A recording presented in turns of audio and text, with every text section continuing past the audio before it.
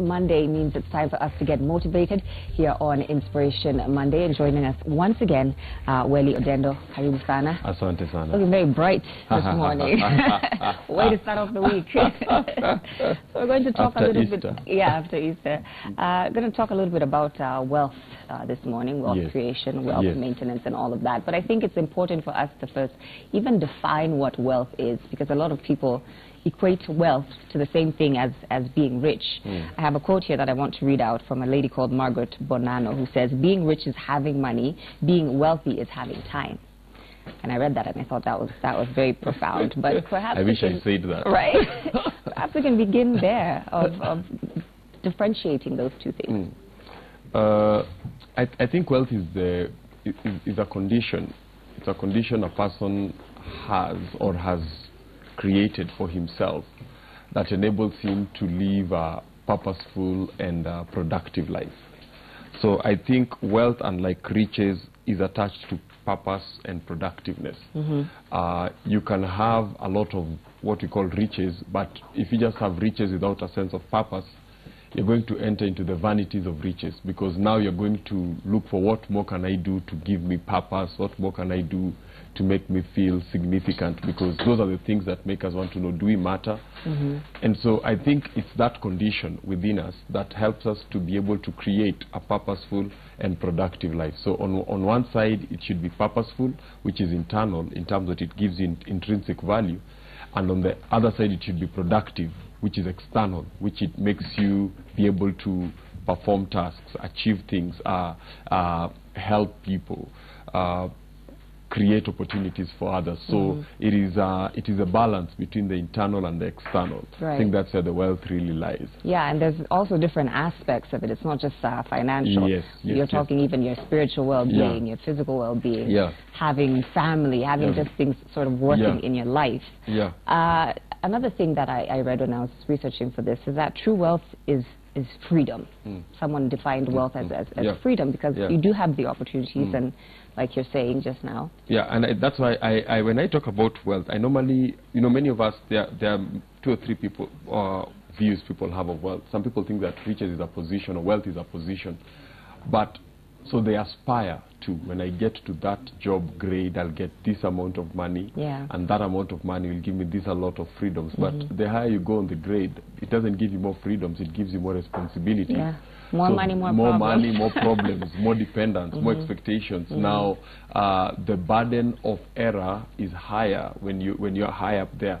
So again, they get that if you take that positional view that I want to increase my position so that I can be able to improve the quality of my life, it doesn't work like that. I always go for it's a condition, and conditions, unlike positions, is that they can be improved, they can be modified, they can be corrupted, because it's a condition, so it can be corrupted. It's not a position that once you sit on it, it means you're well built. Interestingly, yesterday before I went out to speak, I read the top 10 stories. I was looking at people who are big back in the 80s, and how most of them made money, and they ended up either committing suicide, and they ended up taking, most of them died of drug overdose.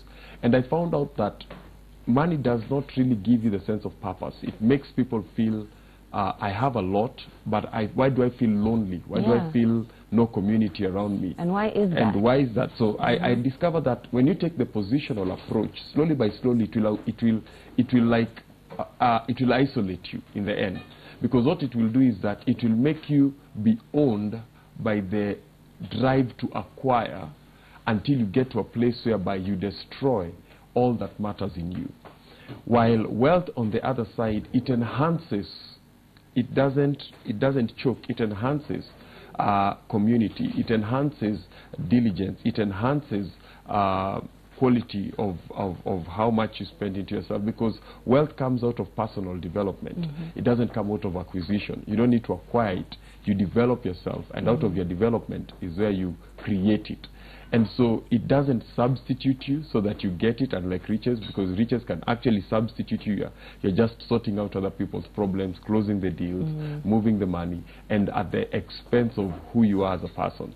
And that's why many of us are in miserable careers, because they were told, oh, don't do this doesn't pay, don't play this doesn't do, go do this career. And then you get there, you rise up, and then you discover you're so miserable because it contradicts everything that you are naturally at home with. You don't feel, maybe you're now doing a people job and naturally you're not a people person. You feel drained talking to people, so you are consistently fighting yourself.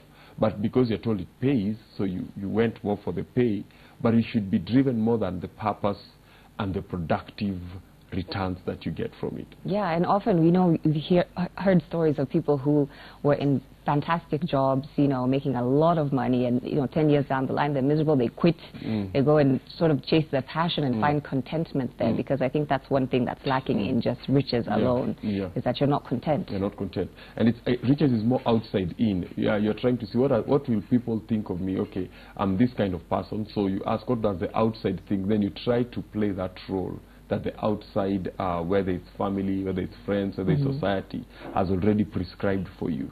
But when you live like that, at the end of it all, it always catches up, because you are going to be an affirmation addict, because consistently you'll be asking yourself, was I good enough? How do I look today? Every time you're not affirmed, you feel as though I'm not good enough, I'm not catching up. But if it's coming from an internal place, you are already, it's like you're self-affirmed. You're like, hey guys, I don't need to be good every day, but I know this is what I'm made for. I don't need to be the best every day, but this is what I'm made for. And I'll build myself for that, and I'll work towards that, regardless of who affirms me today or doesn't affirm me tomorrow. This is what I'm made for, and you give yourself to that. That way it becomes easier. You are less, you're not now a very depleting entity. You're not a very, it's like having those horrible bosses who consistently, the joy of having people following their orders makes them come up with 6 orders that they're not even clear about. That the intention is not to give the order, the intention is just to see you walking away, to just know that, hey, that's how much power I have. Because they themselves have got their own insecurities. They never even thought that one day people will be listening to me. So it should be that it's a condition that you should focus on the inner man, and you should focus on how do I cultivate and create the condition on the inside that will make me live purposeful and productively. You just spoke about insecurities now, and I want to come back to that point, because one thing, when you talk about the difference between being rich and being wealthy, there are very rich people who are constantly living in fear that they will lose it all. Yes. And all this might be gone tomorrow. Like you're saying, I don't feel like I deserve this, why do I have so much?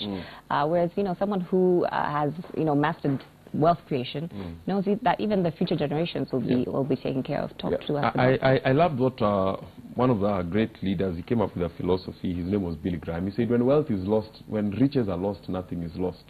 Because money is not a measure of wealth. Money is a fruit of actions. So it is not the measure of your wealth, it's a fruit of your actions. And actions are a reflection of the quality of the decisions that you've made. So if you lose money over here, you just need to go back and reflect on your actions and change your decisions, and you'll get it back. But the rich, those who are obsessed with riches, they find themselves that they have it, so they don't even know which specific actions they did, which decisions they made.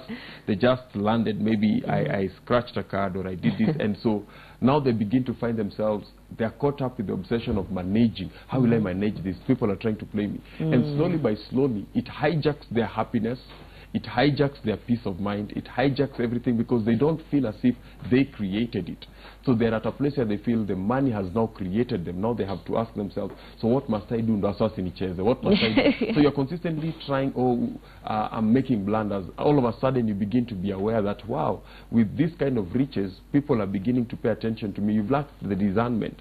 But the wealthy know very well that money is the tail end of decisions coupled with actions. So if I can keep on making the right decisions and following it through with strong execution and actions, I will consistently make the money. Now, should I lose the money, I don't need to lose my mind, because the decisions, the ability to make the right decisions, I already learned it. How do I make decisions that make money?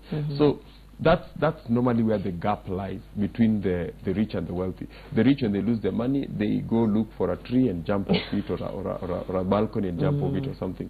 But the wealthy, they will be distressed for a season, but they will take a step back. If you look at how people like Akina Steve Jobs, how their lives were highly disrupted by decisions and by setbacks and by so many things, and they still built very, very profitable global organizations that changed the course of humanity and left them with a mark on the world. But there are also people on the other side who have a lot of money, but now they're living in fear, they're living in dread, because they know either they've swindled somebody here, wamechapa mse deal inje kando pale. So they know they have the money like the other person, but they know they have to spend a lot of energy protecting it, either with firearms, with thugs, with intimidation, because they know the only way they got it was through violence. The decision they made was to extort it. Yeah. But the person who cultivated and created an environment and built something, they know I am immunized from, you can steal my money, but you cannot steal my mind. That's absolutely correct. Perhaps we can talk a little bit about financial literacy as well, because being wealthy, you know, it requires a certain skill. These are skills that you've learned over time, that you've put into practice in your life, about what it's like spending and taking care of money. Is not just something that we wake up and know how to do. So how do we get to that point of being financially literate? It starts first of all with asking yourself, why do I need money? Oh. Because you can just be in the course of it. Now you're 18, you need a job, and then now you're 24, you need a better job. Now you're 30, you need to be married and with a high-paying job. But you need to ask yourself, why do I need money? Because if I don't answer the why do I need money, I'll start getting money and I'll be doing what every other 24-year-old is doing, or every other 30-year-old is doing. And that's why we are seeing a lot of chaos in our lives, because we are working hard to make the money, and then you're spending it like our neighbors, spending it like our friends, because you don't have a clear big picture. What exactly, why did I need the money in the first place? Are there things I could get without money, so that I don't get money to get the things I could get without money? So why do I need the money? Secondly, who is my role model in terms of how I want to be financially? Unfortunately, we don't know how to choose mentors, and I know this has been maybe over-emphasized, but you have to look at who exactly is my role model in this science of money making, money managing, and how to make money keep working for you, so that it can give you more time. So whom do I need to model my life after for it to make sense? And then I would say thirdly is, what benefit in terms of my growth does money have to offer? The role of money is not to get you things. The role of money is to help you grow other aspects of your life. Now, if you're not clear about the areas that you need to grow, because maybe you got lucky, you got a big break, like when I do something called talentpreneurship, when you're talking to highly talented people, you sang off a competition, you won, and all of a sudden everybody appears lazy. You are wondering, and you are metoboa. They start talking, the grind. You're saying, well, I'm not saying you've not ground or whatever. Now you're calling yourself a brand. Now you don't board matatus. Now you don't need to be seen. You're putting yourself under undue pressure, because architects are in matatus and they're building houses. But you are now trying to, you've not asked yourself, what do I need to grow? Maybe the money I'm trying to use to build an image that I am a brand, I should go and maybe get a good education, that should my voice no longer be able to sing, I can be able to still take care of myself, or learn a craft that will help me to negotiate better, or learn a quality, or invest in an idea. It gives me options. But if I don't know what aspects I need to grow, then I will have very limited options into how I'll multiply my money. And with money is how you acquire it and how you multiply it are not on the same thing. You may acquire it through work, but how you multiply it, it will be through partnerships, through investments, through taking some prudent risk over here. So if you are making your money from the acquisition side, then when that string is cut off, or that stream is cut off, then you start choking. But if you learned what must I grow so that I may be able to either take prudent risk or know how to get into business partnerships or do other things, you'll find that even should this stream choke, you'll still be good to go. So that's where I think the money literacy question should begin. And then read as much as possible. Learn from other people. Learn from other people's mistakes, because money has a way of, like blood. When you lose it, you'll feel it. Yeah. You'll feel it. Yeah. You'll feel it. Learn from other people. Yeah, tenderpreneurs. Like one day you're just going to just make it big because you got this deal. And that, the truth is, that doesn't happen for most people. It's the a big dream break, we have. I think of the big bang. Yes. And just manzetu, it will just happen. And even if it happens, you'll discover the more you make, and if you're not, you know, it's capacity. If your capacity is not as big enough to manage it, if your capacity is for 100,000 and you get 10 million, the 9.9 will go. One way or another, it will go. That's sad to think about. You'll shrink to your capacity. Wow. Unfortunately. But if I give you 100,000 and your capacity is 10 million, you will grow the 100,000 to 10 million. So it's not how much you acquire, it's have you learned how to multiply. Yeah, that's a big deal. And grow your money. And grow it. Talk to us about your book that you brought with you today. I wrote this book, I think it's about six or so months ago, and it's about breaking the back of luck now. I wrote this as not as a workbook, but as a psychometric view into the mind of the poor. I asked myself, because I work with both, and I've seen that, is it that there are patterns in the minds of the poor that can help us understand them? Because we can just say work hard, but I've seen in this city the poorest places are more 24-hour economy than some of the high market. So you cannot say it is lack of hard work. You'll say discover your talent. Oh, all these great talents we have here, we know where they came from. They come from such places, either because they have maybe less space, so they have more time to sharpen their talent. So I discovered that there are so many assumptions we make about poverty, in the sense of we think that poverty is either lack of hard work or lack of education or lack of particular talent. But I've seen that it cuts deeper than that, because poverty is a matrix. It lies deep within our inner man, that if it is not well seen, it's like a cancer. If you don't target it well and help even the poor to understand that this is what is causing my poverty, the lack of money on the outside is just a symptom. So putting more money there, I was just looking at the number of NGOs that operate in Africa for the purposes of poverty eradication, and there's still poverty, and the number sitting governments, but there's still poverty. So I said, let me see. So it's not a work, it's not a do book. It's something that may just help to give you the introspection to ask yourself, could it be that these are some of the black spots that breed the net that attracts poverty into my life? So so that's why I put it together, and I saw that maybe the top two and the rest they can get in the book is that, one, you'll always see that poverty is a condition. It's not a position, and many of us are trying to change our positions without addressing the condition that keeps us in that position. So unless we change the condition, no matter what position you put us, we will revert back to our core, because conditions are superior to positions. Secondly, qualities are superior to quantities. So if we can focus on the quantities. I don't have this, I don't have this. If I had this, you are lucky, you started off there. But the quantity is not important. Is an opportunity, it's a better opportunity.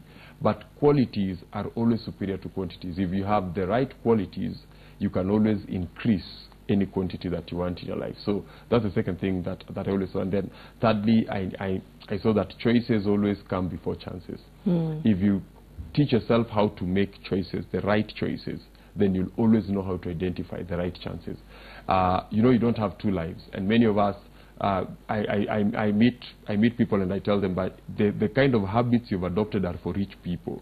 Oh, unajua sina do, so sima vijana tuko stress, so Rwanda tunawashanga mtaani. You can't afford. You're supposed to be, the poorer you are, the more sober you should be. Yeah. Those are habits for those who can afford the luxury. So, but they say, but the excuse is tunama stress. But choices, by the time the chance comes, it finds that the choice you made before the chance has already set you in a mood that nobody can absorb you.